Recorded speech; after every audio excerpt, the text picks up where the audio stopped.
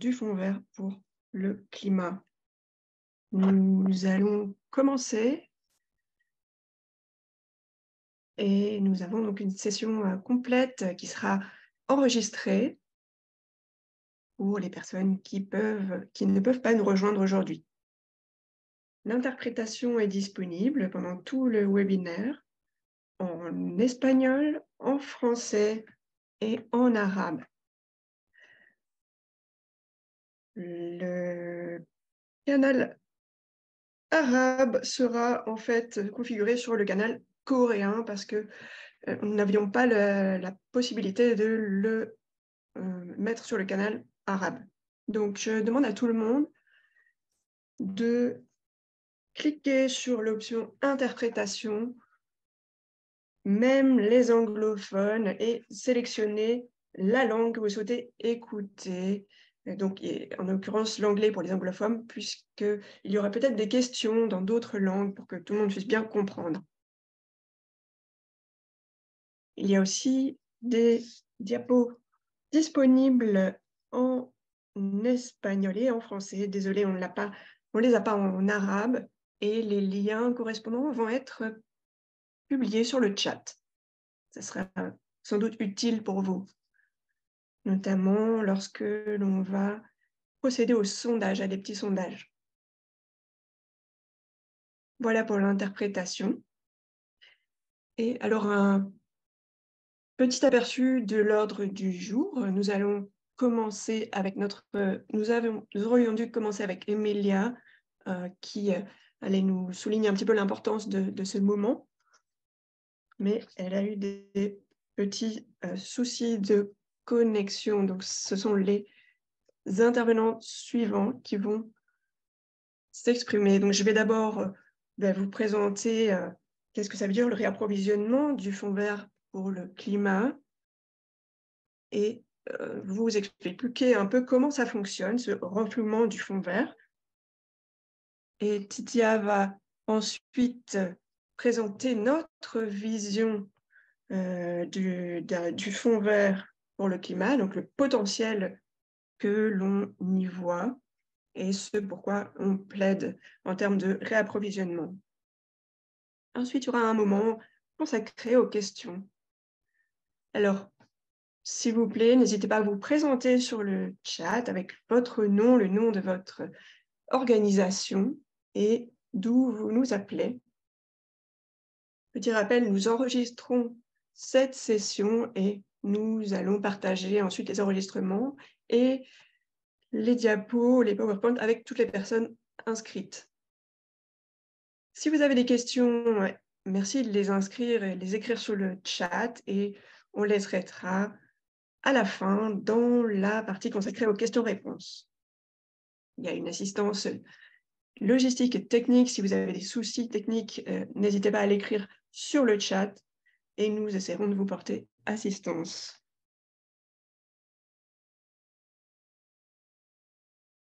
Bien, nous pensions que Emilia pourrait nous présenter un panorama un peu plus global, mais comme elle a des soucis de connexion, je ne sais pas si elle est parmi nous. Emilia, est-ce que tu es parmi nous?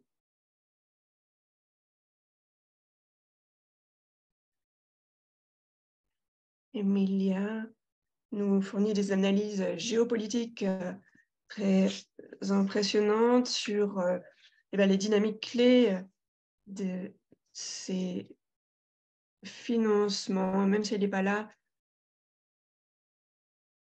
je vais essayer de... Pardon, Liane va essayer de présenter ses diapos. Alors, est-ce que tu peux me partager les diapos à l'écran? Ah, elles n'apparaissent pas encore à l'écran, non? Ah, désolée, je pensais que les diapos apparaissaient. Bien, on va peut-être alors revenir légèrement en arrière. Juste un petit instant.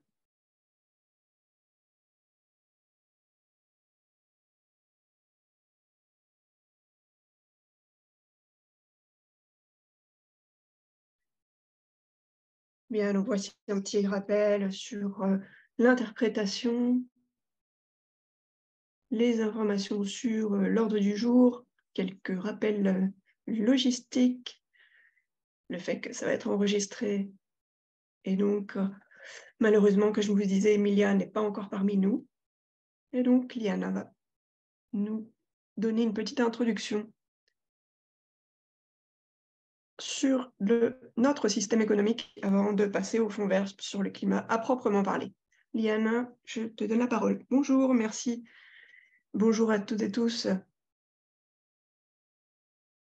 participants à cette session. Bien sûr, je ne pourrais pas remplacer, être à la hauteur de ce qu'aurait pu vous présenter Emilia par rapport aux questions de contexte et le panorama plus global.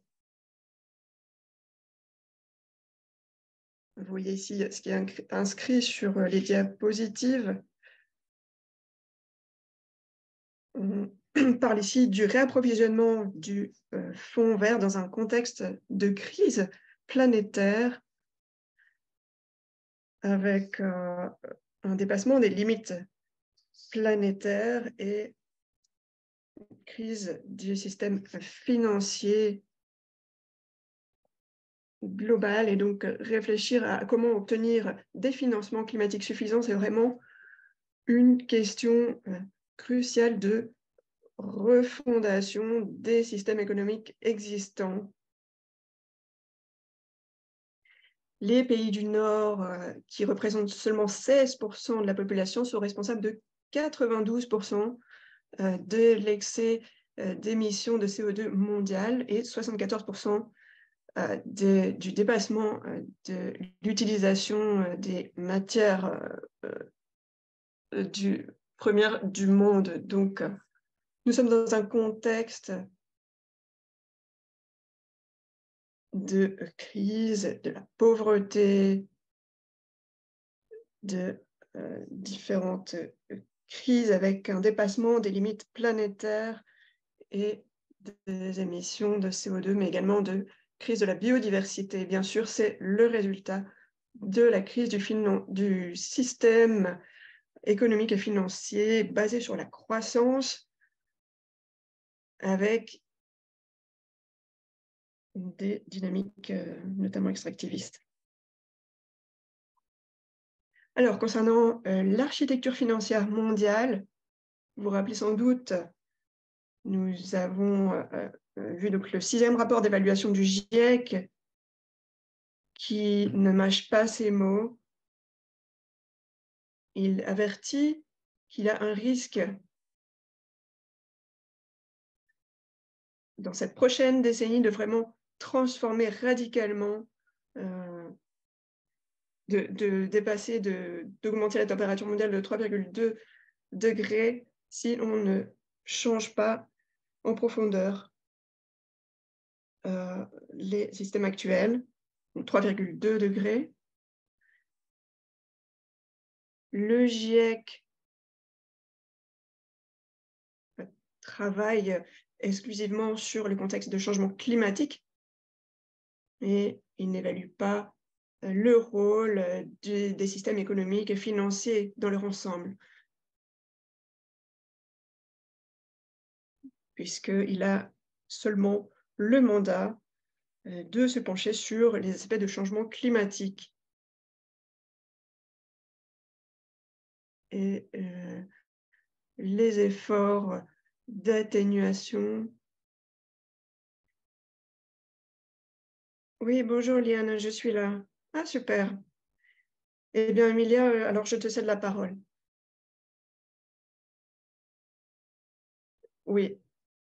Alors, peut-être tu peux me dire où est-ce que tu en étais? Oui, bien sûr. On n'était pas très sûr que tu allais pouvoir te connecter, et donc on était en train de présenter les premières diapos que tu allais présenter, notamment le contexte de l'architecture financière mondiale. Donc, tu peux reprendre à partir de là si tu veux. Alors, je vais allumer ma caméra. OK. Oui, donc je vais poser le cadre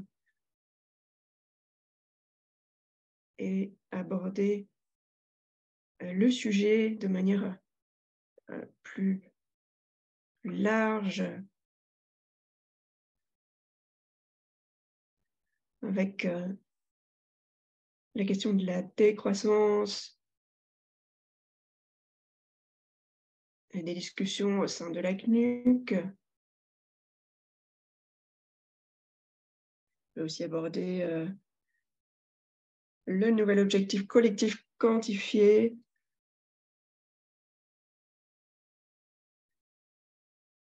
et les revendications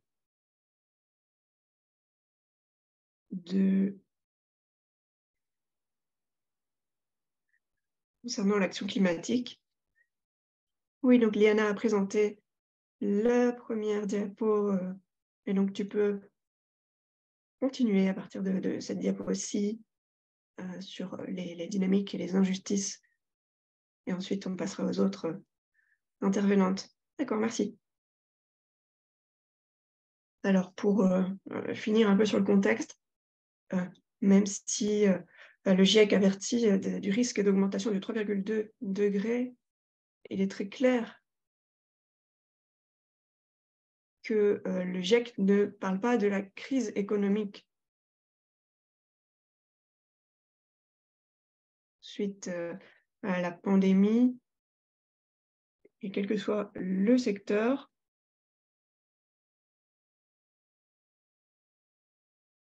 nous savons que le secteur financier investit des milliards de dollars tous les ans dans les industries fossiles, et c'est vraiment problématique. Et donc le rôle du secteur financier, quelles que soient les actions, les mesures prises par les pouvoirs publics, ça se confronte en fait à ces investissements du secteur financier. Et donc, il n'y a pas de mention qui est faite à l'industrie des combustibles fossiles. Et il y a beaucoup de pays qui ne sont même pas partis à ces accords.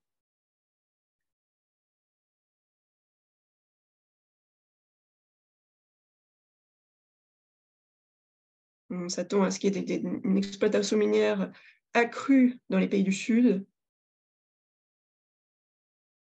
Et d'ici à 2050, il faudrait 9 planètes pour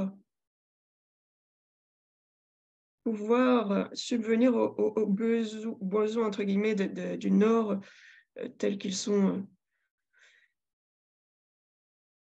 en tout cas la consommation des pays du Nord telle qu'elle l'est actuellement. Je voulais rappeler aussi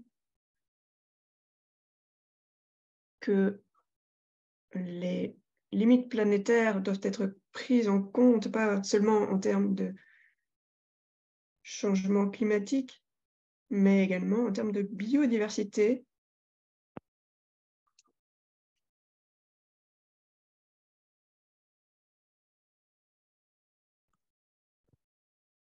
L'impact sera très concret si nous n'atteignons pas ces objectifs. Et l'effondrement écologique également sera total.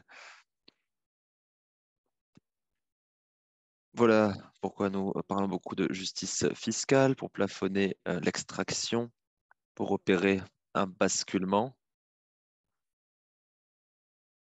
du système économique qui se repose largement sur l'extraction sans limite. Il est important également ici de mentionner que les objectifs seront inatteignables si on ne travaille pas sur la décroissance des plus riches, la décroissance donc des pays les plus riches, des individus les plus riches dans les pays du Nord et du Sud, la décroissance des secteurs notamment qui ont un impact immense aujourd'hui. Je ne pense pas uniquement aux énergies fossiles, mais à d'autres secteurs également, notamment par exemple l'industrie aérienne privée, la fast fashion, parmi d'autres. Il faut également mettre en place des modules de financement spécifiques et utiliser la technologie, mais je le disais dans la diapositive précédente, il faut intégrer des actions environnementales et financières dans cette nouvelle architecture, car il faut parler de sujets spécifiques comme l'acidification des sols, la pollution, la gestion des déchets. Pour cela, il faut avoir des solutions très globales et qui ont recours à la technologie et à la finance. Il faut des nouvelles dynamiques sur la technologie dont le but sera d'opérer des transferts, notamment en termes de droits de propriété intellectuelle. Il y a toujours une domination coloniale des pays du Nord vis-à-vis des droits de propriété intellectuelle sur le Sud, ce qui implique que l'action en matière de finances climatiques aujourd'hui exploite les gouvernements des pays du Sud. Donc là encore, il faut remettre en cause la dynamique qui est en cours.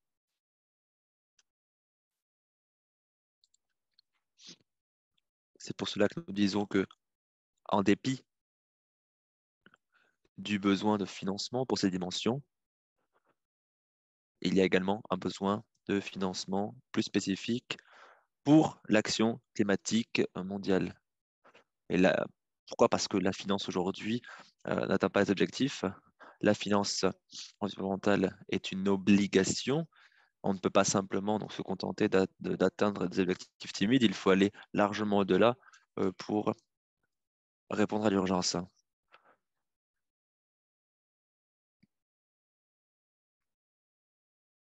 Donc, il faut lancer un nouvel appel à l'action. Aujourd'hui, il y a beaucoup de débats sur la manière dont atteindre ces objectifs. On débat de nombreux outils potentiels aujourd'hui qui sont de fausses solutions. Je pense à la discussion sur les outils de prêt, les obligations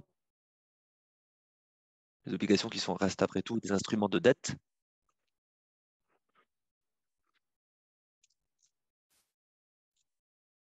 Et ces dettes qui ont déjà un, un impact terrible. Il faut également donc parler de justice de la dette, tout comme de justice fiscale. Ça fait partie des flux financiers qui vont entre les pays du Nord et du Sud. On estime que 8 000 milliards de dollars en obligations, en flux financiers, sont transités du Sud vers le Nord dans les 5 ans passés. Donc il y a les fonds, c'est évident, mais il faut simplement être au fait de ces flux financiers et d'opérer ce basculement des dynamiques économiques et financières. Ce qui est tout particulièrement important, c'est de plafonner l'extraction afin de s'assurer que toutes les opérations minières soient limitées, notamment liées à l'extraction des énergies fossiles et en ce qui concerne l'exploitation des matières premières liées à la transition verte. Il devrait y avoir un système d'amende pour les plus gros pollueurs afin de faire baisser progressivement l'extraction et de rester dans les clous des objectifs climatiques. Diapo suivante. Ah pardon, est-ce que tu peux revenir à ta première diapo? Oui, je suis vraiment désolé, j'ai eu un souci d'Internet, donc c'est pour ça que je suis arrivé en retard. Et je voulais dire donc ici que lorsque l'on parle de finances climatiques, il ne faut pas parler d'aide officielle au développement, je ne veux pas parler de ces pratiques très néfastes des pays du Nord. Il faut reconnaître que tous les fonds que nous pouvons rassembler ne suffiront pas à restreindre la dévastation réalisée sur la planète. Il faut opérer un basculement de système. Ce système actuel ne travaille pas pour le peuple, puisque nous dépassons déjà les limites planétaires. C'est 9 limites planétaires. Elles sont là pour justement maintenir l'équilibre de la planète, ces 9 limites, et l'activité humaine a déjà dépassé 6 de ces 9 limites planétaires. Nous sommes donc à un moment absolument charnière et je veux exhorter les membres du public à ne pas uniquement parler de changement climatique, mais aussi à prendre du recul pour embarquer aussi tout le programme d'action environnementale et de voir comment tous ces sujets finalement sont liés. C'est absolument crucial pour moi. Nous l'avons entendu déjà dans ce que j'ai dit sur la deuxième diapo, les actions visant à agir donc comme le pacte vert. ce pacte vert va contribuer à la destruction de la biodiversité de toute manière. Donc, il faut agir sur cette question des limites planétaires. Il faut que cela reste au centre un peu de notre mode d'action. Il faut que nous restions, disons, dans les clous de nos limites planétaires. Voilà, on peut revenir sur la première diapo. Je voulais dire qu'on ne peut pas voir le changement climatique de manière isolée ou cloisonnée. Et là, tous nos collègues des pays du Nord qui parlent de transition climatique, d'énergie propre, de connectivité, de la transition vers une industrie automobile propre, toutes ces idées, solutions euh, appliquent un très fort extractivisme. Cela vient des pays du Nord, c'est une vraie tendance qui est promise à la hausse dans les années à venir et qui est très préoccupante. Donc pour nous, voilà, c'est inquiétant d'entendre des appels à un nouveau New Deal mondial sans réaliser les impacts que cela a sur l'industrie extractiviste et la destruction de la biodiversité. C'est d'où le fait de parler de justice mondiale. On ne peut pas continuer de reproduire cette situation de domination coloniale des pays du Nord vers les pays du Sud.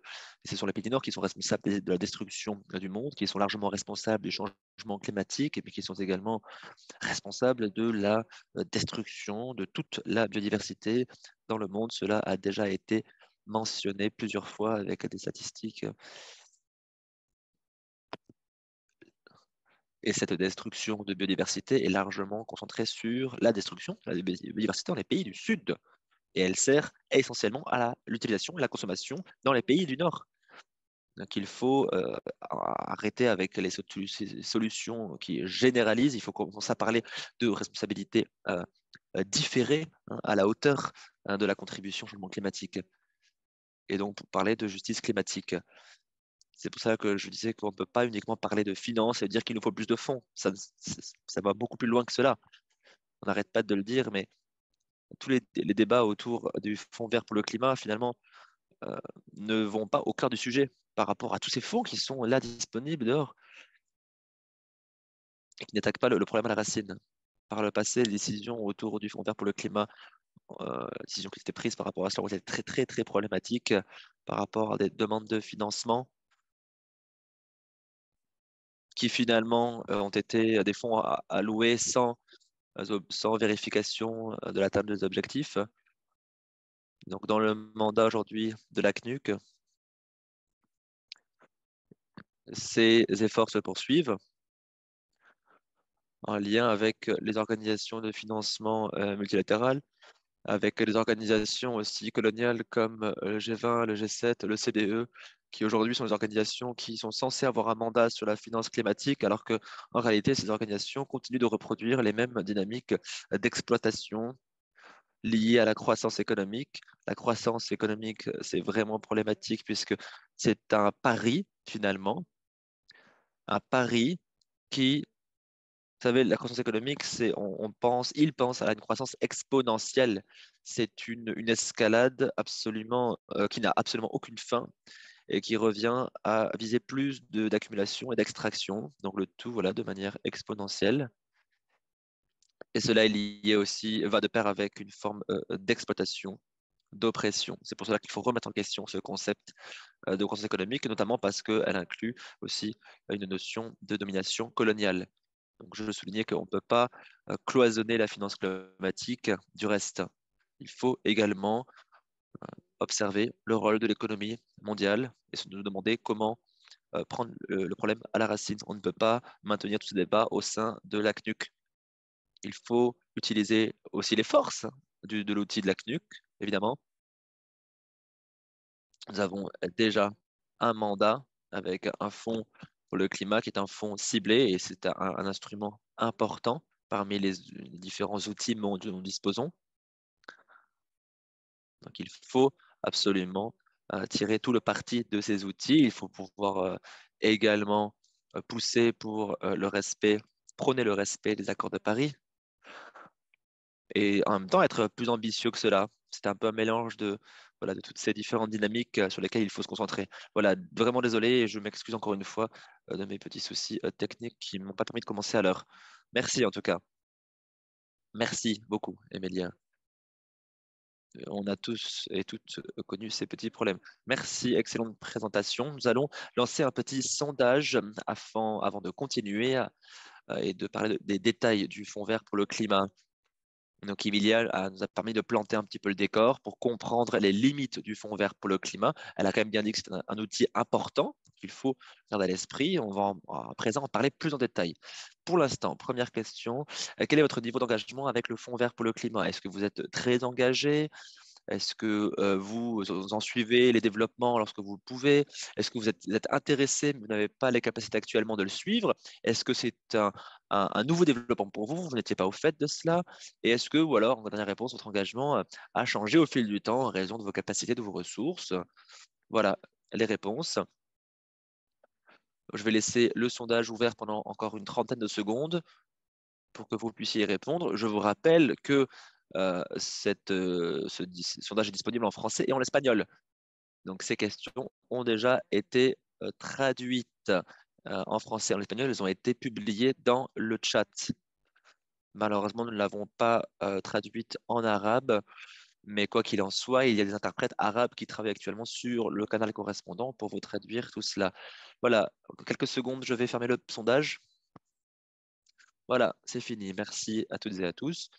Je partage les résultats pour se faire une idée. Et donc, la majorité répond qu'ils sont intéressés par cet outil, mais qu'ils n'ont pas encore beaucoup suivi ces développements. Et la deuxième catégorie de répondants sont ceux qui viennent de l'entendre parler. Donc, nous allons continuer à parler à présent du GCF, du Fonds vert pour le climat de manière générale, et puis parler de ce fameux réapprovisionnement du fonds. Et c'est ma partie, donc je suis chargé de programme chez WeDo, tout comme les deux prochaines oratrices, Liana et Titia, qui sont activistes pour la société civile autour du Fonds vert pour le climat. La société civile a porté une voix structurée en Fonds vert pour le climat. Nous en reparlerons un peu plus tard. Tout d'abord, posons d'abord cette question. Pourquoi s'intéresser au réapprovisionnement du Fonds vert pour le climat en tant que féministe? Je veux ici souligner que le Fonds vert pour le climat est le fonds multilatéral pour le climat le plus important. Il a un passif très important et aujourd'hui, il convient de comprendre quand et comment il a émergé à un moment vraiment critique lors des négociations de la CNUC. C'était en 2009 et il a été inséré dans le texte en 2010 en guise de reconnaissance des obligations des pays du Nord en matière de finances climatiques. C'est lié à de nombreuses dynamiques dont nous parlait Emilia à l'instant. C'est également, ça nous indique une nouvelle manière d'agir durant ces nombreuses années de conception avant l'approbation du tout premier projet en 2015 en lien avec ce Fonds vert pour le climat. Il y a eu plusieurs années donc, de travail technique durant lesquelles se sont impliqués les membres de la société civile. On a pu dégager une vision de ce Fonds vert pour le climat et l'idée c'est d'agir différemment, de faire les choses différemment. C'est toujours l'objectif aujourd'hui. Donc voilà, nous allons expliquer ce que nous faisons différemment dans le cadre du Fonds vert pour le climat et ce que nous pourrions faire de plus. Titia y reviendra également pour reparler de notre plaidoyer pour le réapprovisionnement et on pourrait complémenter cela avec un plaidoyer pour un Fonds vert pour le climat plus fort qui tienne compte de l'égalité des genres. Alors, qu'est-ce que c'est ce réapprovisionnement? C'est important de reconnaître qu'est-ce que c'est exactement ce processus. Donc, c'est le processus qui finance le fonds vert. Et donc, ça se fait à travers des contributeurs qui font des promesses de dons. Et donc, ça aura lieu cette année, et c'est le seul processus qui finance le fonds vert.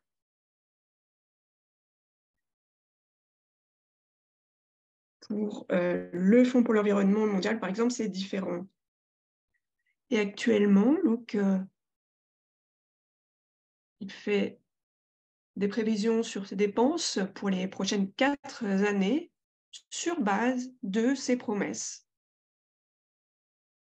Le réapprovisionnement a lieu tous les 4 ans seulement. Et si on se base sur l'histoire actuellement, n'y a pas eu de contribution vraiment substantielle en dehors de ces années de réapprovisionnement.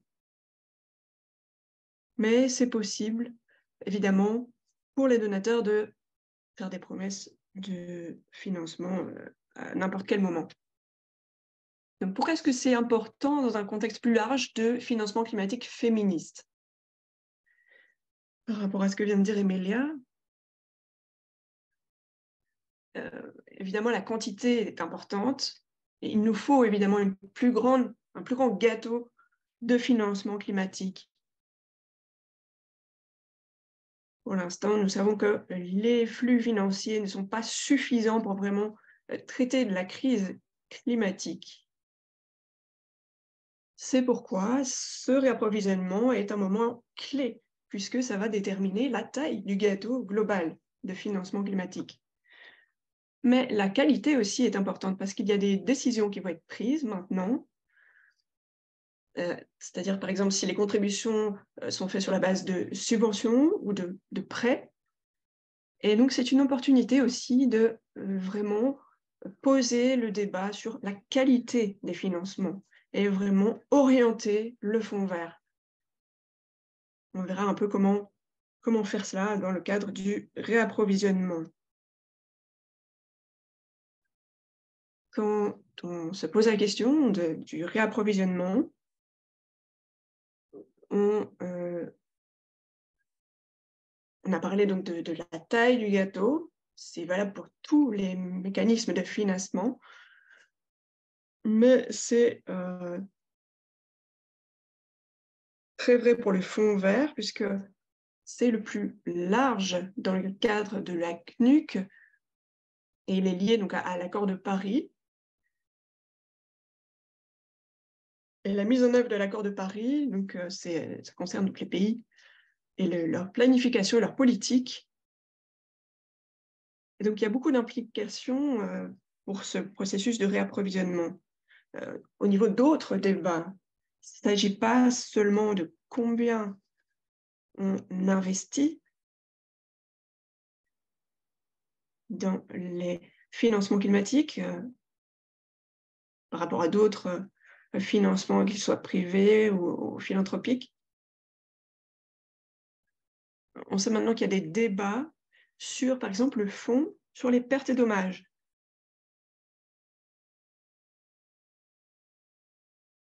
Et donc, il y a des débats sur à quoi peut ressembler un fonds multilatéral. Et on sait que ça va aussi alimenter ces types de débats. Il y a aussi des débats concernant le nouvel objectif collectif quantifié.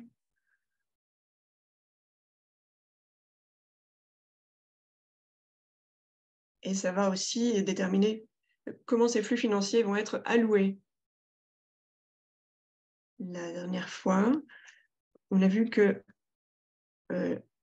l'idée de ces 100 milliards n'a pas du tout été atteinte, enfin, les 100 milliards prévus. Et donc, il faut vraiment viser un fonds vert beaucoup plus ambitieux. Donc, pourquoi est-ce que ce réapprovisionnement est particulièrement important actuellement pour les engagements à long terme? Eh bien, ce processus représente beaucoup d'investissements pour la justice climatique. Et actuellement, il y a d'autres processus à long terme dans lesquels nous sommes engagés. Par exemple, les calendriers des contributions déterminées au niveau national.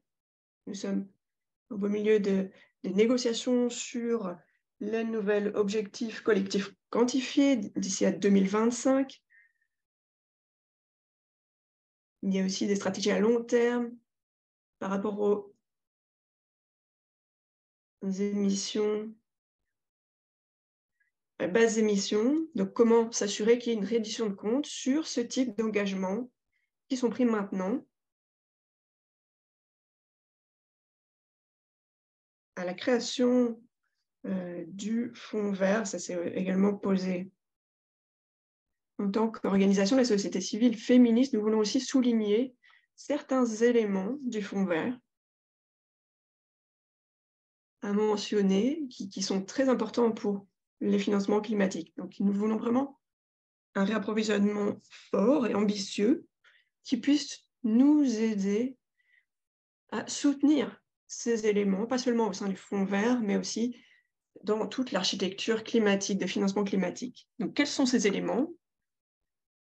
Il y a tout d'abord des dispositions gouvernementales, ça veut dire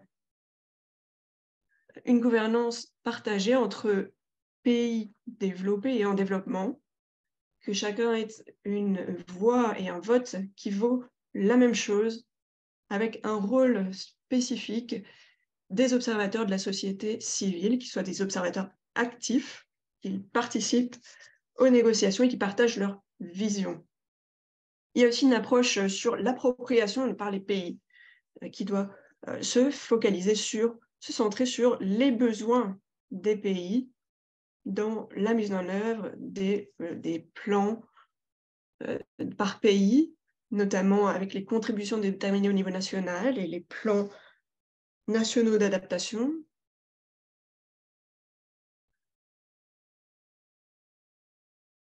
Et vraiment bien comprendre comment les pays peuvent s'approprier le Fonds vert, donc doit aussi donner un accès direct. Qu'est-ce que ça veut dire? C'est que tout le monde doit pouvoir accéder directement au Fonds vert, puisque actuellement, ce sont juste les banques de développement,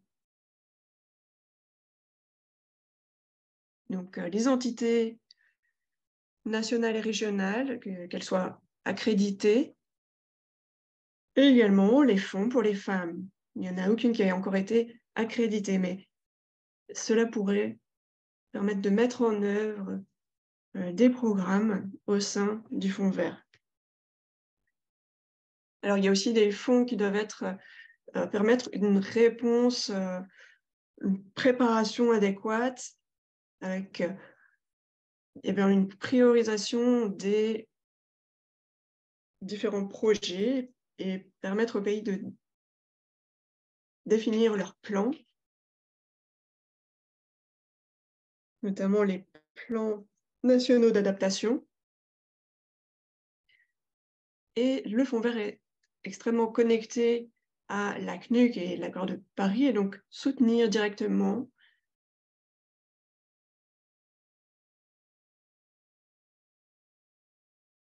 ces accords et fournir des conseils justement directs pour la gestion, notamment du Fonds pour l'environnement mondial, etc. Il y a encore 5 éléments. Le Fonds vert est très important en termes de financement de l'adaptation.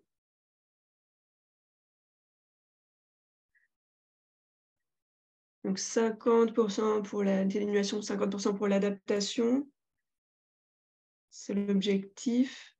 Et pour l'instant, l'adaptation n'obtient que un quart des financements.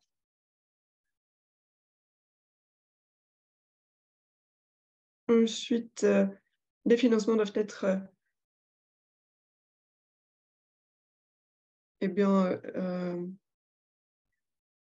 à destination spécifiée.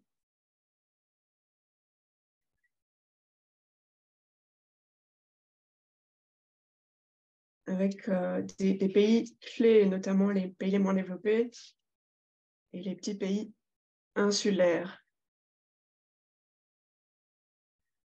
Ensuite, il y a la question de l'accès, toutes les parties des pays en développement. Si vous avez suivi les discussions de la constituante, il y a une politique en termes de genre. C'est la première institution à inclure le genre et on veut vraiment plaider pour cette bonne pratique d'inclusion, d'intégration de la dimension de genre. Mais on veut aussi que ce soit la même chose pour les peuples autochtones et que ce soit complètement mis en œuvre avec des normes ambitieuses. Et on reconnaît aussi l'importance d'avoir des unités indépendantes, des mécanismes indépendants. Et enfin, si on envisage le potentiel plus large du fonds vert, il y a l'accréditation et la réaccréditation avec des normes plus exigeantes, car beaucoup d'acteurs, que ce soit les banques de développement multilatérales, les entités internationales, sont accrédités au fonds vert. Et lors du processus d'accréditation, ils doivent montrer qu'ils sont en phase avec différents critères et garanties sociales et environnementales. Et dans ce processus de réaccréditation, il y a un potentiel de changement, de basculement dans les projets qui sont présentés. Donc, les limites de réapprovisionnement maintenant. Titi va aussi intervenir pour présenter notre vision. Nous sommes conscients évidemment qu'un réapprovisionnement ambitieux ne va pas forcément garantir que les financements vont aux communautés, là où elles en ont besoin. Ça ne va pas garantir non plus une meilleure intégration du genre dans le fonds vert et automatiquement ouvrir de nouvelles fenêtres et de nouveaux mécanismes d'accès direct au financement. Et donc, il faut une stratégie de plaidoyer vis-à-vis du réapprovisionnement. Il faut vraiment poursuivre ce travail. Et donc, il faut soutenir ces processus que l'on va voir advenir dans le cadre du fonds vert et montrer qu'il y a encore beaucoup d'efforts à faire. Et je vais passer la parole ici à Liane Chalatek pour évoquer comment ça a fonctionné, ce réapprovisionnement par la suite et comment ça va avoir lieu maintenant. Liane.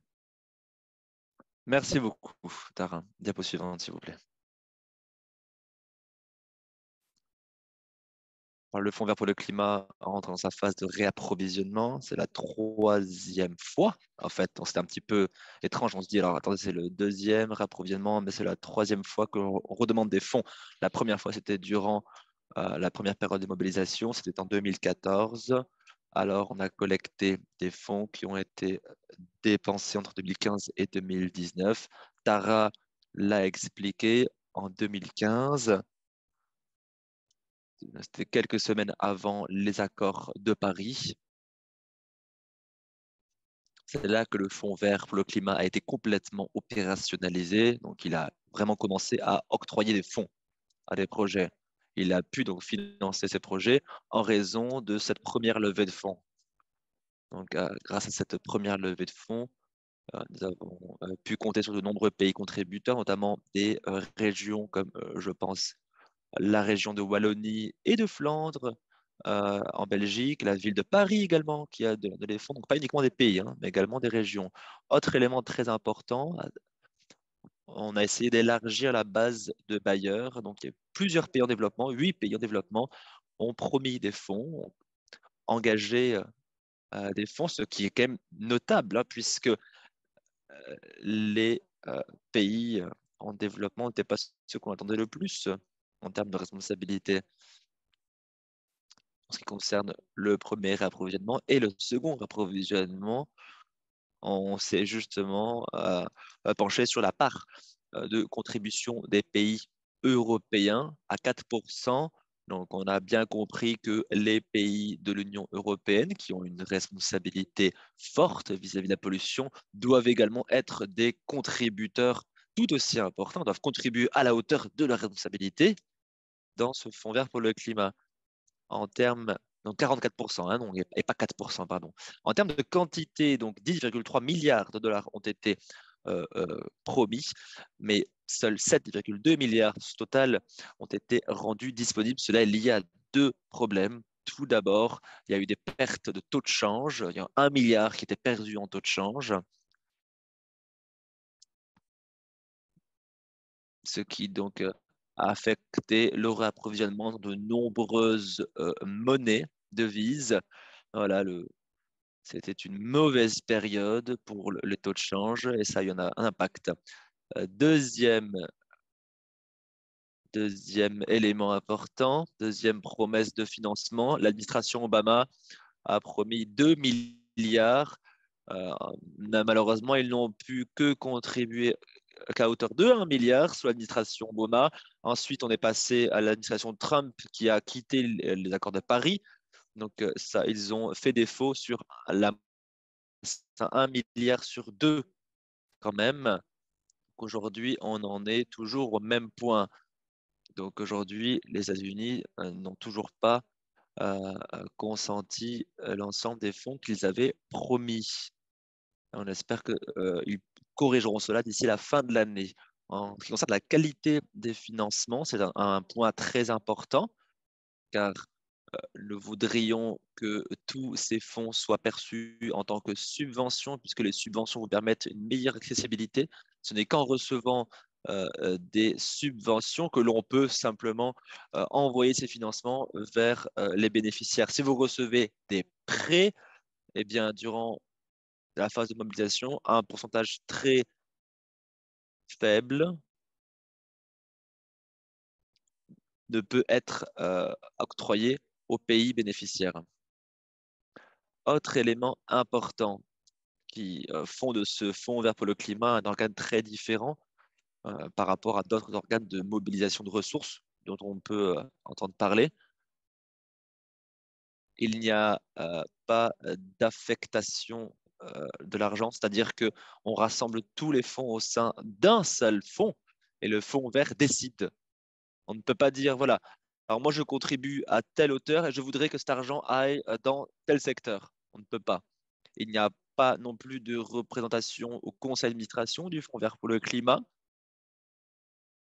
alors qu'on a ce type de dynamique dans les banques de développement multilatéral. Les pays contributeurs vont être actionnaires à l'organe et donc il va y avoir une distribution de l'influence en fonction de la participation.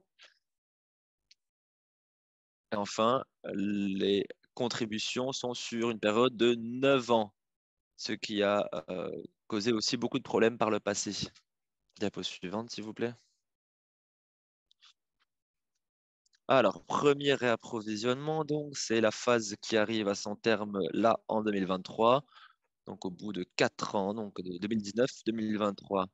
Nous avons déjà bien observé déjà une réduction de pays donateurs. Il n'y a plus que 32 pays, dont 2 pays en développement. Partie à la CNUC, je pense à la Corée du Sud et à l'Indonésie, ainsi que 2 régions. La moitié de ces membres ont doublé leur promesse de fonds. En revanche, les États-Unis et l'Australie n'ont pas encore promis de fonds. Nous sommes tout de même parvenus à collecter environ 10 milliards de dollars.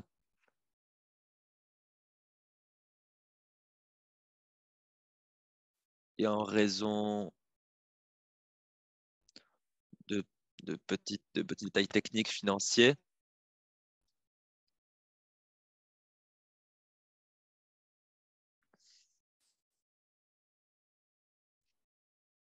les fonds perçus et collectés n'ont pas été à la hauteur des attentes et la réponse de la société civile alors a été justement de prôner, de demander un doublement des fonds promis par les autres pays. Les paiements sont toujours possibles sur une période d'encaissement de 9 ans. Et au niveau du type de financement, on demande toujours à la France et au Canada de contribuer le plus possible par des subventions et non par des prêts. Donc cela a mené à la création d'un cycle de 4 ans, non pas de 9 ans. Cela a amené à la création de tout un processus autour de la conception d'une période. Donc, 2-4 ans, c'est le but, c'est de s'aligner sur un plan stratégique également sur la même durée. Ce plan stratégique du réapprovisionnement n'a pu être réalisé qu'après les promesses d'envoi de fonds. Les pays euh, développés, euh, alors c'est un plan qui n'a pas été apprécié par les pays en développement parce qu'eux voudraient pouvoir déterminer le programme, la vision, les priorités de ce plan. Ils veulent savoir cela avant d'affecter les fonds. C'est également ça, la justice climatique.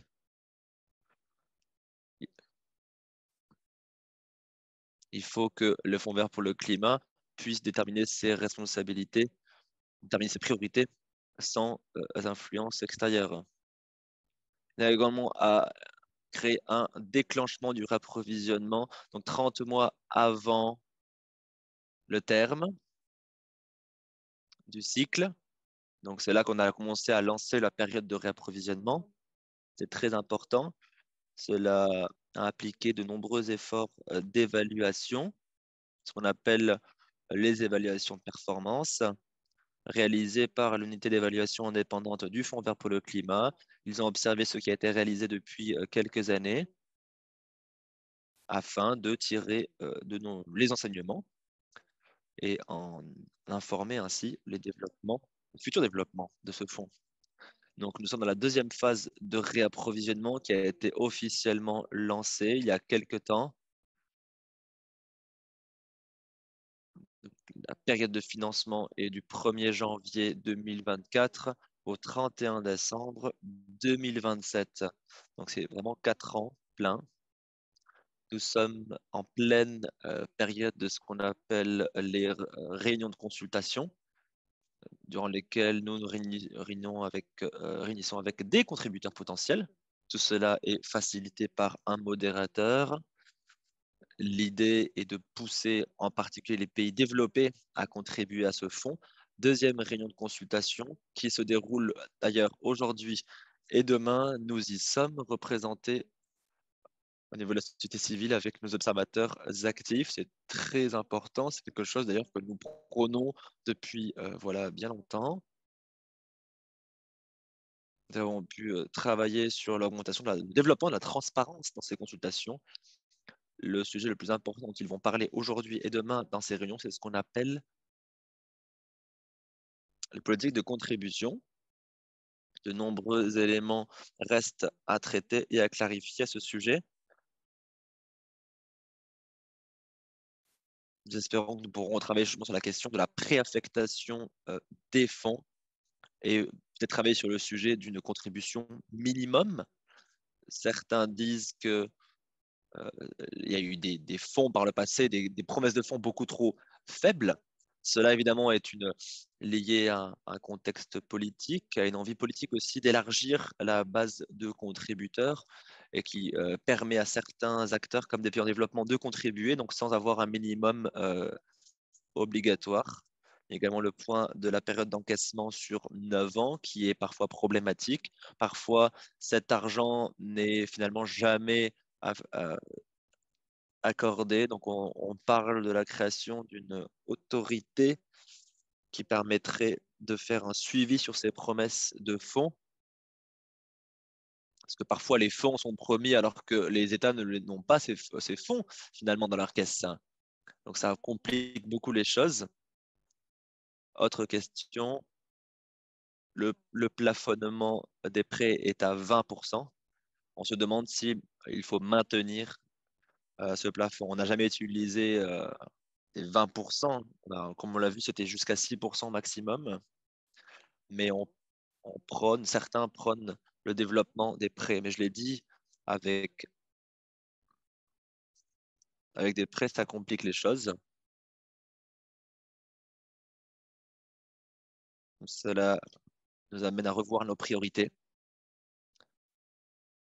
Et il faut que donc pour ce réapprovisionnement, nous luttions pour avoir la plus grande part possible de subventions et la part la plus faible de prêts. L'unité d'évaluation indépendante a effectué sa deuxième évaluation de performance. Elle a présenté les résultats lors de la dernière réunion du Conseil. Je peux partager les résultats avec vous si vous voulez les consulter. Il y a un document, la PDF où nous résumons tout. Lors de la prochaine réunion du Conseil, ce sera au mois de juillet. Nous allons finaliser notre plan stratégique. C'est une opportunité pour la société civile, pour les féministes, de s'engager, d'avoir un impact sur la vision stratégique et les priorités pour les 4 années à venir. Et puis donc, cela sera suivi par la conférence de promesses de fonds.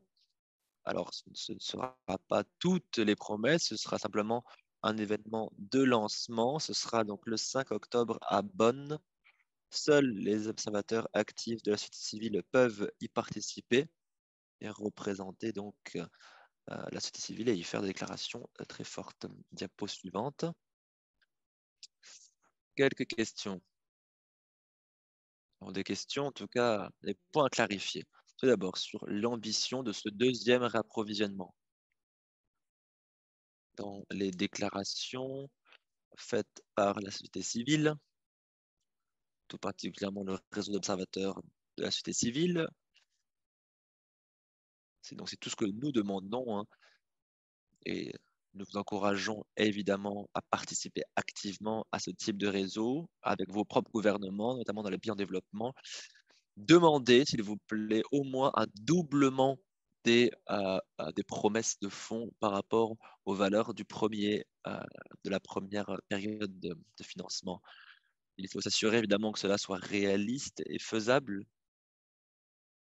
Le point le plus important que cela soulève, c'est justement les États-Unis, l'Australie, toutes celles et ces pays-là qui n'ont pas encore financé à la hauteur des attentes. Cela va également se reposer sur l'évolution des contributions des pays de l'Union européenne. On pense aussi à l'implication de donateurs de différents types, donc des philanthropes, des pays en développement. Tous ces facteurs-là auront un impact évidemment sur l'ambition du nouveau réapprovisionnement. Et c'est un lien avec les autres processus comme le NCQG,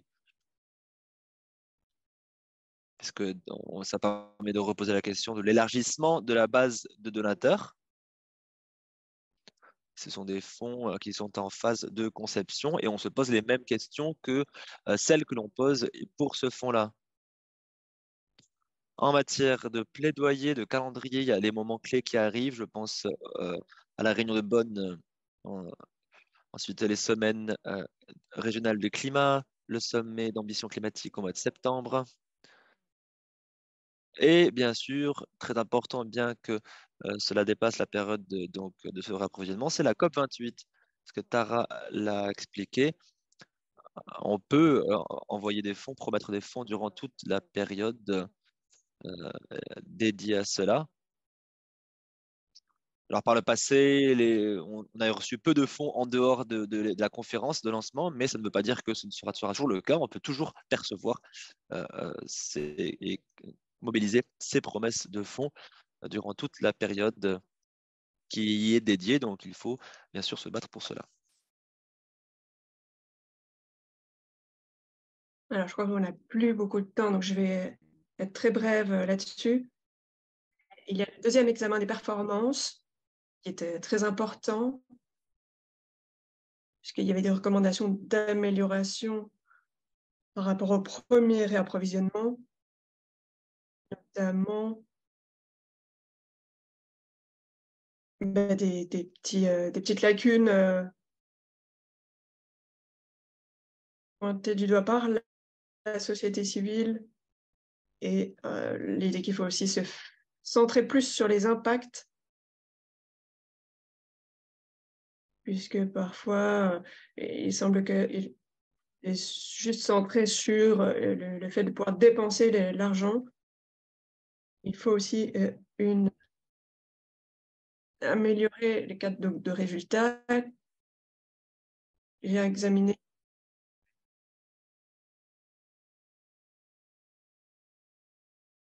l'approche de la gestion des risques, l'appétit pour le risque et notamment pour des activités à petite échelle qui ont lieu sur le terrain.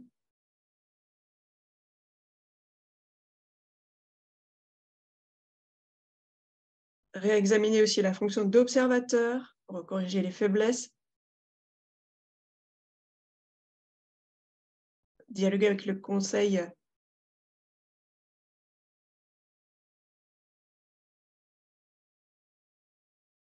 et aussi soutenir la participation des observateurs actifs des organisations de la société civile des pays en développement aux réunions du conseil d'administration pour vraiment représenter la société civile des pays du Sud.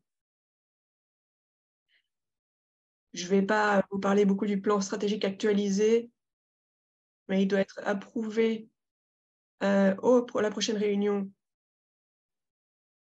d'ici quelques mois du CA. Donc, ça va vraiment essayer de mettre en place les améliorations qui sont pointées du doigt par la société civile.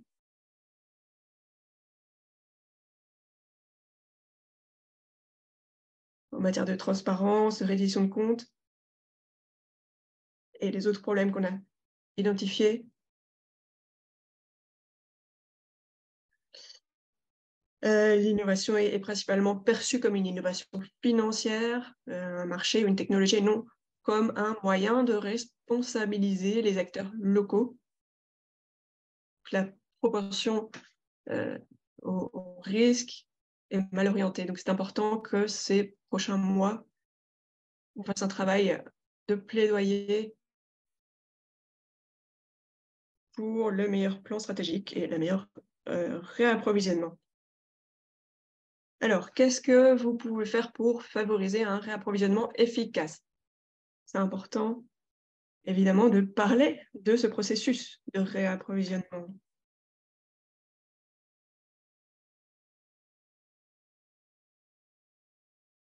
Puisque on se focalise beaucoup sur les pertes et dommages, le fonds sur les pertes et dommages, et malheureusement, du coup, il y a peu d'attention sur le fonds vert.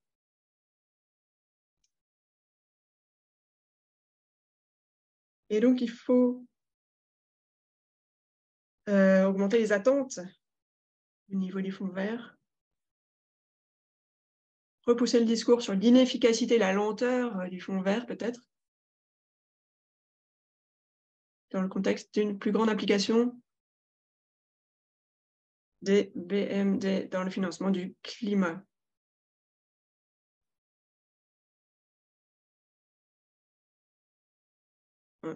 De prêt.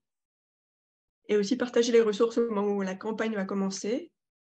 Et donc, je vais partager avec vous les ressources, notamment du réseau d'observateurs du fonds vert, les interventions du réapprovisionnement en différentes langues, la déclaration, et aussi une version brève de la déclaration.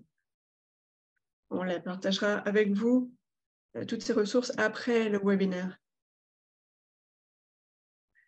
Il y a un rapport sur les progrès accomplis par le fonds vert. Il y en a un document également sur l'information sur le réapprovisionnement, le deuxième réapprovisionnement, et puis le deuxième examen des performances. Merci beaucoup, Léane.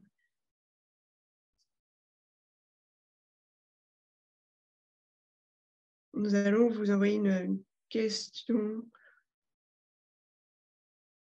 On passera aux questions par la suite, pardon. J'aimerais vous présenter maintenant Titilope Akosa, qui est directrice exécutive au Nigeria d'une organisation qui est aussi observatrice au Fonds vert et elle coordonne également un groupe de sentinelles du genre qui travaillent en Afrique pour mieux préparer les projets en termes de genre et mieux également les mettre en œuvre.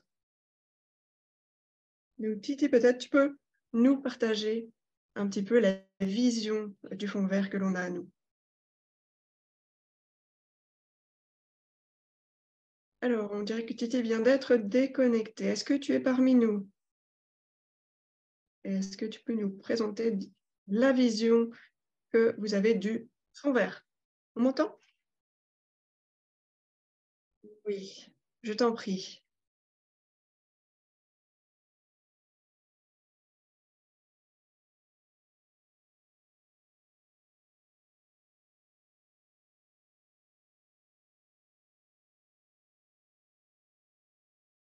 Bien, on va attendre que Titi puisse se reconnecter. Est-ce qu'on m'entend? Oui. Merci beaucoup. Je suis ravie d'être parmi vous. Je m'appelle Lydia Posa. Je travaille pour le Centre du 21e siècle et je vais vous dire un petit peu un panorama global.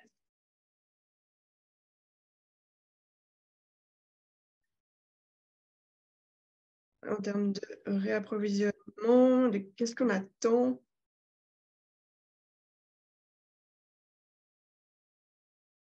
Il s'agit là maintenant du deuxième réapprovisionnement. Donc, quelle est notre vision en tant que féministe de la société civile? J'aimerais rappeler tout d'abord,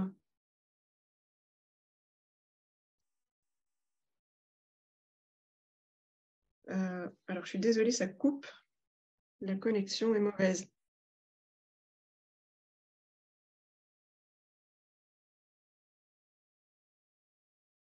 Donc, le mandat des institutions financières internationales, c'est de soutenir le développement des pays en développement.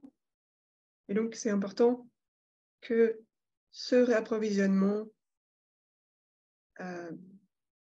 soit envisagé d'un point de vue féministe.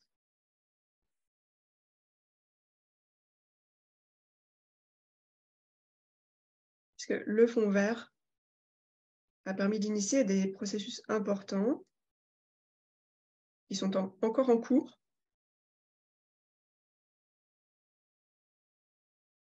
Qui sont imparfaits, mais ce fonds contient des promesses pour la société civile et pour les féministes.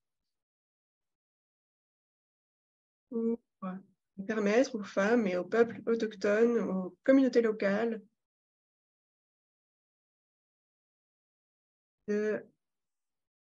qui n'ont pas contribué au changement climatique dans les pays en développement, de participer à une transition juste. Et donc, il faut un fonds qui réponde rapidement aux besoins de financement de ceux qui sont en première ligne à la COP 28. Alors, ça coupe de nouveau, l'interprète s'excuse.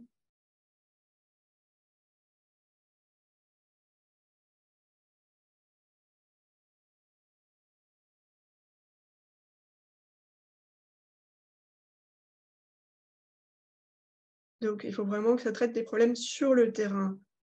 C'est vrai pour le fonds sur les pertes et dommages, mais aussi pour le fonds vert. Beaucoup de choses ont changé au fonds vert. Il y a maintenant une politique sur le genre. Et je veux dire que parmi toutes les institutions financières internationales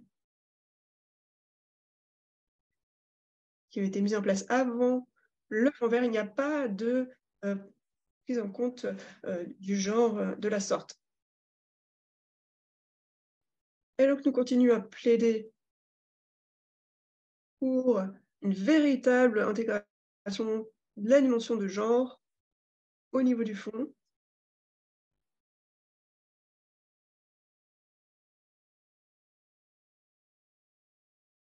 Et je sais que l'interprète s'excuse, mais ça coupe constamment.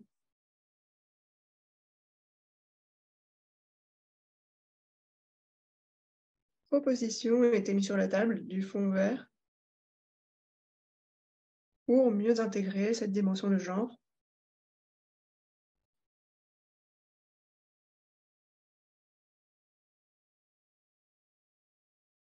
Et en tant que féministe, nous voulons que ce processus soit mis en œuvre au niveau local, au niveau du terrain. Nous avons des observateurs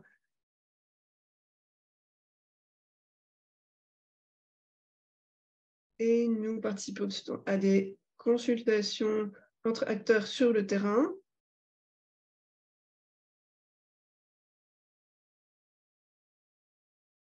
Au niveau africain, au niveau national.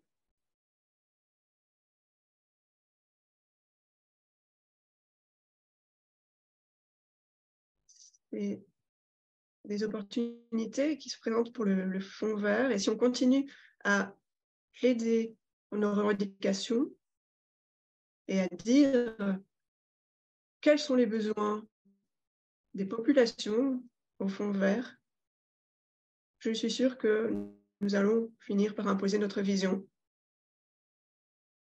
L'appropriation des pays, c'est très important.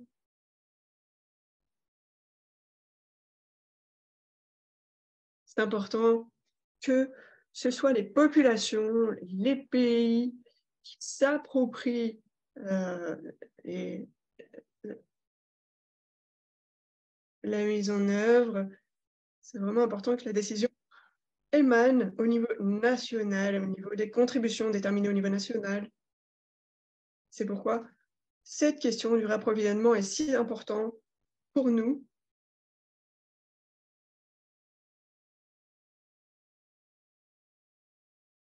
Et il y a beaucoup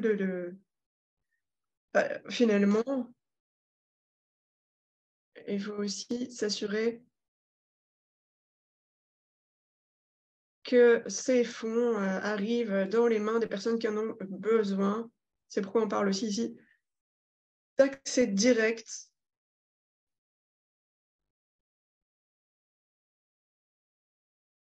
Et il ne faut pas d'intermédiaires financiers.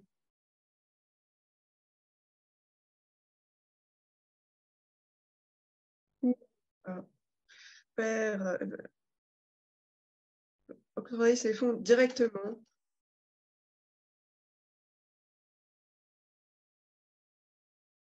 aux bénéficiaires.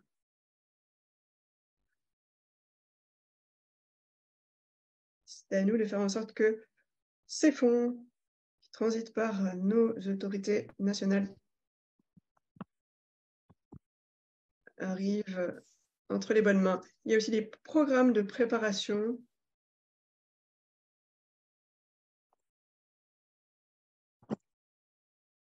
qui aident les pays à déterminer quels projets ils souhaitent financer à travers le Fonds vert, avec des propositions qui sont présentées au Fonds vert. Et donc, ce sont des processus cruciaux dans lesquels les pays en développement peuvent avoir une voix.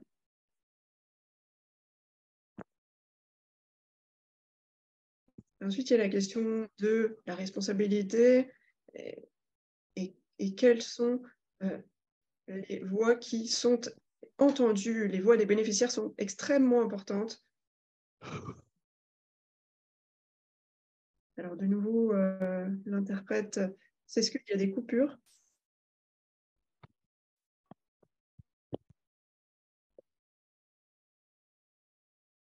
Et il faut vraiment s'assurer que ces voix-là sont entendues dans le cadre du Fonds vert.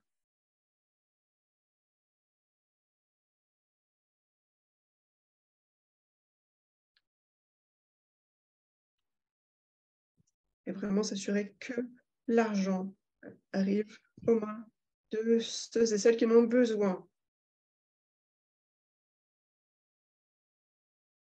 La société civile a vraiment œuvré énormément en ce sens,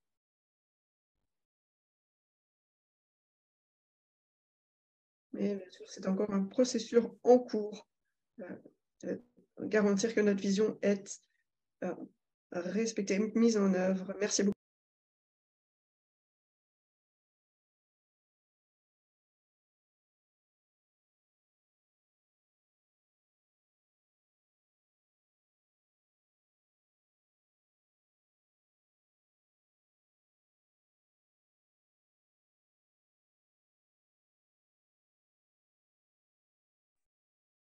Voilà, donc maintenant c'est le temps des questions-réponses. Vous pouvez, écrire vos questions sur le chat ou lever la main si vous le souhaitez.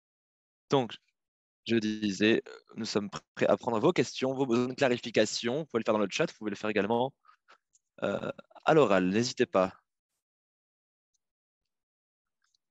Merci, Tara. C'était une session, une séance très, très instructive. Je comprends de plus en plus de détails autour du Fonds vert pour le climat. Ma question n'est pas vraiment liée à présentation des oratrices, plutôt une question générale.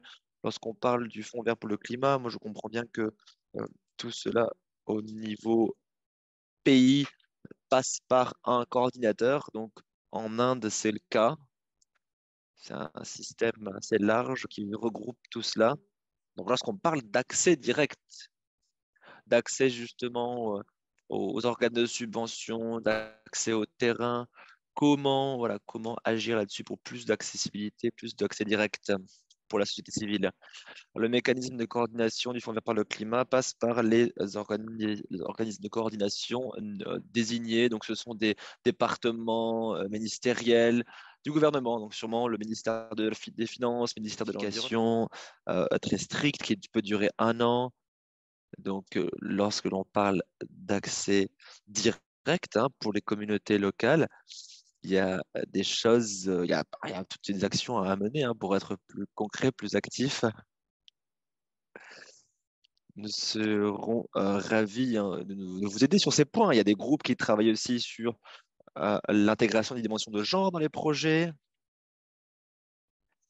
Euh, nous- il y a une assistance pour voilà, vous aider à interagir avec ces organisations qui peuvent travailler sur l'accès direct. Voilà, j'espère que ça répond en tout cas à cette question sur l'accès direct. Mais j'invite mes collègues évidemment à, à compléter. Alors, puisque vous parlez d'engagement, je pense que c'est très important que la société civile communique activement avec les organisations de représentation désignées. Enfin, c'est à eux de dialoguer directement avec les parties prenantes. Et nous savons que actuellement, cette communication n'est pas du tout au niveau attendu. Quoi qu'il en soit, il faut continuer de communiquer, de militer pour un accès plus direct dans tous les pays. Et comme vous l'avez bien relevé, Nabar, il y a des entités parfois immenses qui sont les intermédiaires également de financement, mais ça ne veut pas dire que dans les projets et programmes qu'ils les amènent au sein du Fonds vert pour le climat, ils vont pouvoir intégrer dans leurs projets différents éléments comme les approches spécifiques, disons, des approches qui permettent de ramener le financement sur le terrain pour les bénéficiaires. C'est pour cela qu'on plaide pour un accès plus direct. Nous continuons de militer pour cela. C'est une manière de s'assurer que les entités d'accès direct ont une responsabilité d'échange et de communication avec les communautés locales sur le terrain. Merci. Je crois qu'il y a d'autres questions dans le chat qui portent sur le fonctionnement du Fonds vert pour le climat. Alors, si vous avez ces questions, je vous encourage à consulter celles qui parmi nous sont actifs au sein du réseau d'observateurs actifs de la société civile. je vais créer un fil discussion mail pour répondre à ces questions. Je voudrais plutôt aujourd'hui qu'on se concentre sur voilà. Alors ce récit autour du Fonds vert pour le climat, comment est-ce que vous le comprenez? Il y a quelqu'un qui veut prendre la parole, je crois. Plus. Oui, merci. Merci pour cette excellente présentation. Je suis ravi d'en apprendre un petit peu plus sur le financement du Fonds vert pour le climat. Ma question est plus ou moins liée à la présentation de notre oratrice. Au sein de la société civile, évidemment, nous ne pouvons pas postuler directement à ces fonds. C'est ce qui est malheureux d'ailleurs. En Ouganda, par exemple, il y a des organisations créditées, il n'y en a que 3. Donc, en fin de compte, lorsqu'elles reçoivent ces fonds, nous ne savons même pas hein, qu'elles ont touché ces fonds. Donc, la question est la suivante. Pourrait-on peut-être inclure une nouvelle clause prônée pour donc l'inclusion d'une règle qui obligerait la co-mise en œuvre de ces fonds avec ces institutions désignées, co-mise en œuvre avec la société civile. Je sais que c'est le cas pour certains projets. Moi, je travaille avec l'organisation NAPE. Nous avons travaillé sur différents projets avec eux et le NAPE et le NEMA, donc en Ouganda. Nous avons fait donc en collaboration et dans le cadre de ces projets, nous avons inclus une clause qui stipule que les fonds ne peuvent être mis en œuvre que si on inclut de manière opérationnelle un groupe de la société civile. Cela implique que les organes de la société civile doivent aussi postuler.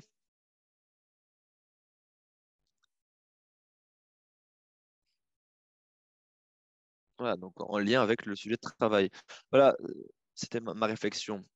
Sinon, lorsque nous militons hein, sur ces sujets, finalement, nous ne pouvons pas avancer si c'est toujours les mêmes qui ont une accréditation qui peuvent toucher ces fonds. Voilà, c'était ma réflexion.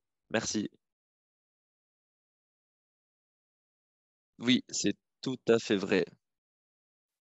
Il faut une stratégie de plaidoyer qui est à la fois axée sur le réapprovisionnement et sur le développement de l'accès direct, sur la création d'une consultation, d'un engagement réel et significatif avec la société civile. On peut penser effectivement à un mécanisme qui donnerait droit à des financements au niveau local et qui ne serait pas euh, euh, intermédiaire. Alors, je me tourne à nouveau vers la membre du public pour vos questions. Sacha, oui, merci pour ces excellentes présentations. J'ai 3 questions. Première question. Alors, ceux qui touchent l'argent ne peuvent pas préaffecter l'argent avec le fonds de préparation avec lequel nous pensions aussi pouvoir faire plus finalement. Nous pensions l'utiliser pour pouvoir financer les points focaux nationaux climat et genre, pour préparer les programmes climatiques en lien avec le Fonds vert pour le climat. Bon, tout cela, ce n'est pas possible. Donc, est-ce qu'on pourrait demander au conseil d'administration de pousser pour une affectation de ces fonds liés à des activités de genre? Quelque chose des fonds qui pourraient être préaffectés par le conseil, puisque ceux qui promettent les fonds, engagent les fonds, ne peuvent pas les préaffecter. Deuxième question, concernant les intermédiaires désignés. Vous avez expliqué qu'aujourd'hui, il n'y a aucune organisation féministe qui est accréditée en tant qu'organe intermédiaire. Est-ce qu'on y pense? Est-ce que c'est quelque chose pour lequel on se prépare? Est-ce qu'on pourrait en parler peut-être? Je ne sais pas si quelqu'un a déjà essayé de le faire. Ensuite, vous avez parlé de la réunion du conseil à Bonn qui arrive très bientôt. Vous avez expliqué que les personnes accréditées peuvent participer. Je crois que nous sommes nombreux ici à l'être. Il faudrait absolument être présent en force et en nombre. Voilà. Merci. Merci, Sacha. Alors, je vais demander à Liane de répondre à ta première question. Et puis, en ce qui concerne ton deuxième point, je crois qu'il y a eu au moins deux fonds de femmes qui ont travaillé, qui ont pensé à demander l'accréditation, mais qui ne l'ont finalement pas fait puisqu'ils ont réalisé que ce processus était très complexe. Mais il y a encore d'autres candidats potentiels et je serais ravi de partager de tout cela avec toi effectivement sur ce sujet. Et en ce qui concerne le conseil d'administration, ce conseil d'administration ne devrait pas être très différent des précédents, puisqu'il faut que le plaidoyer que l'on fait pour le réapprovisionnement ne soit pas interne à la constituante Femmes et Genre, il faut que ça aille au-delà. Mais Léana, je te laisse répondre à la première question. Oui, merci Sacha, c'est une très bonne question, mais c'est aussi un sujet, il faut le dire, assez complexe. Le conseil d'administration ne fournit qu'un financement global. Disons, voilà, le conseil ne peut pas préaffecter les fonds au sein du fonds de préparation. Le fonds de préparation et les décisions qui y sont liées sont prises par le secrétariat sur la base des demandes faites par les autorités nationales désignées. Donc, si vous voulez que les fonds aillent directement vers les points focaux nationaux climat et genre, alors le problème, c'est un problème de plaidoyer avec les autorités nationales désignées, puisque c'est à eux de faire la demande, hein. C'est à eux de demander des fonds pour ces activités spécifiques dans le cadre du fonds de préparation qu'ils ont demandé au Fonds vert pour le climat. C'est tout à fait possible, hein, je tiens à le souligner. Cela fait partie de l'appropriation par les pays. Cela rentre dans le cadre du renforcement des procédures qui peuvent être soutenues par le financement de la préparation. Mais comme on l'a bien dit, c'est au pays de faire la demande. C'est au pays de décider où il va envoyer ses fonds. Là-dessus, je rends la parole à Tara. Pardon, est-ce que j'aimerais bien rebondir sur ce qui a été dit? Oui, merci. Je crois qu'on a posé la question de alors, comment saisir les opportunités de la société civile, hein, d'évaluer les fonds via les, les NDAs. Je peux donner un exemple d'ailleurs de ce qui a été fait au Ghana par la société civile. Nous avons pu évaluer pour 400 000 dollars affectés à la préparation des OSC. C'est une société civile, un organe basé au Ghana qui ne fait pas partie du réseau officiel d'observateurs. Mais il travaille étroitement avec les NDA pour pouvoir faire cette évaluation. Donc, je sais que j'ai des collègues aussi d'Afrique. Il y a un contrôleur du GCF dans de nombreux pays africains. Vous pouvez échanger avec lui. Vous pouvez échanger avec votre NDA qui, lui, peut faire une demande officielle dans le cadre de du financement de préparation. Donc, il y a, je crois, beaucoup à faire, hein, avec la mobilisation de la société civile, avec les communautés locales, essayer voilà, d'inclure leurs opinions et d'essayer d'avoir un impact sur les projets qui sont envoyés au Fonds vert pour le climat.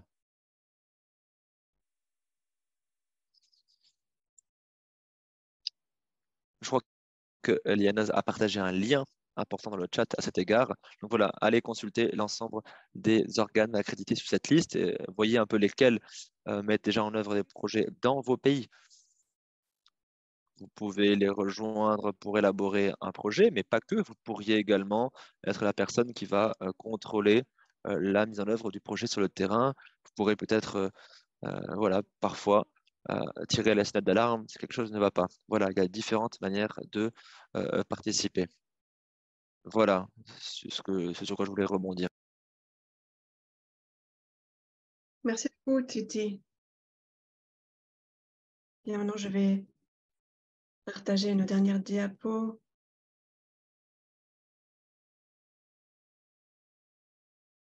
Avec des petits rappels sur comment participer au réseau des observateurs du Fonds vert, ou si vous avez des questions sur comment le fonds fonctionne, ce qu'il fait. Voilà, Nisha. Merci, Tara. Je vais être brève.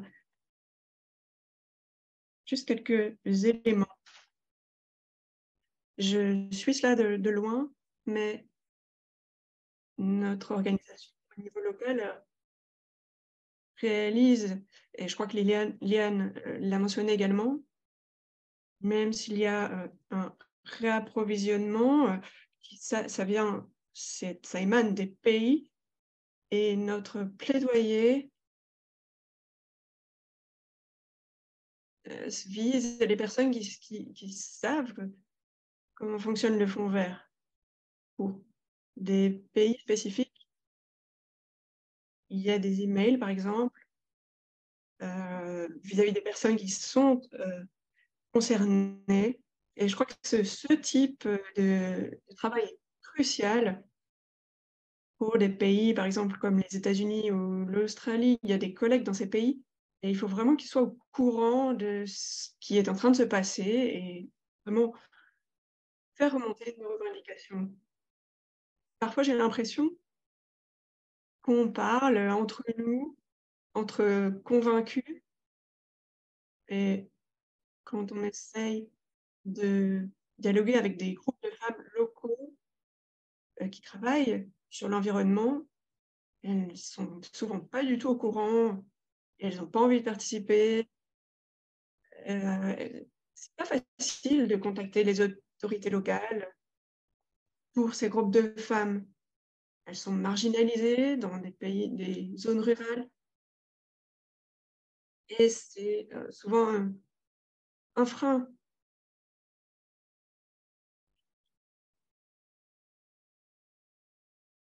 Et il y a bien sûr des enjeux de pouvoir sur qui va mener les projets du Fonds vert,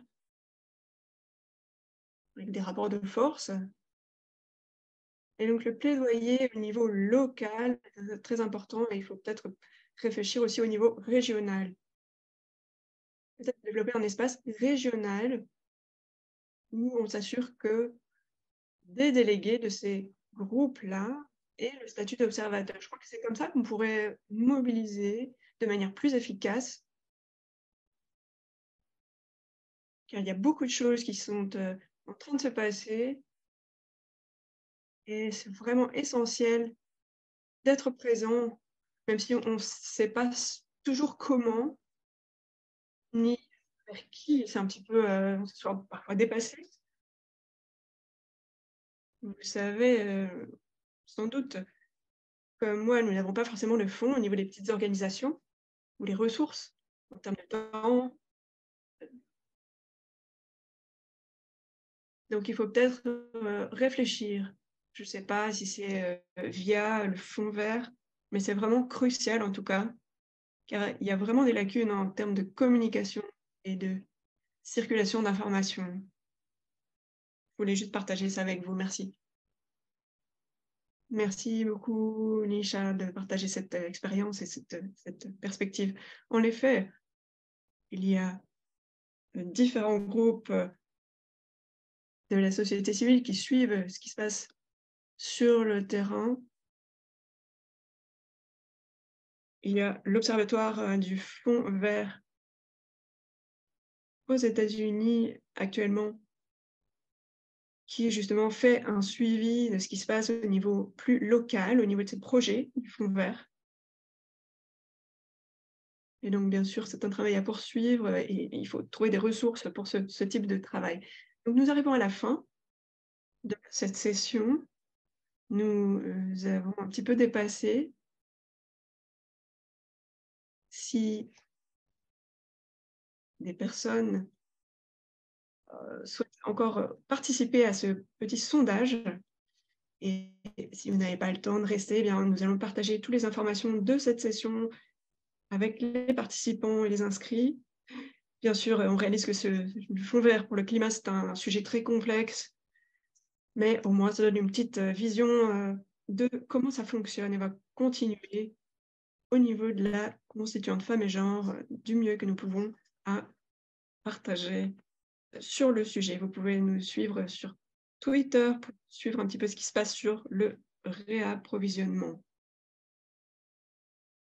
Voilà, je vais clôturer le sondage d'ici quelques secondes. Donc, de quelle manière vous êtes le mieux positionné pour soutenir le réapprovisionnement. Vous avez plusieurs options. Parfois, ce n'est pas forcément le rôle de votre organisation, mais c'est bien en tout cas de pouvoir identifier. Il vous reste encore quelques secondes pour participer à ce sondage. Voilà. Alors, la majorité vont pouvoir donc intégrer à ce que l'on voit quelque chose que vous avez appris aujourd'hui dans votre communication. Donc ça, c'est super, c'est important, la communication. Merci beaucoup à Liane, merci à Tété, merci à Amélia d'avoir contribué à ces informations sur le fond vert aujourd'hui.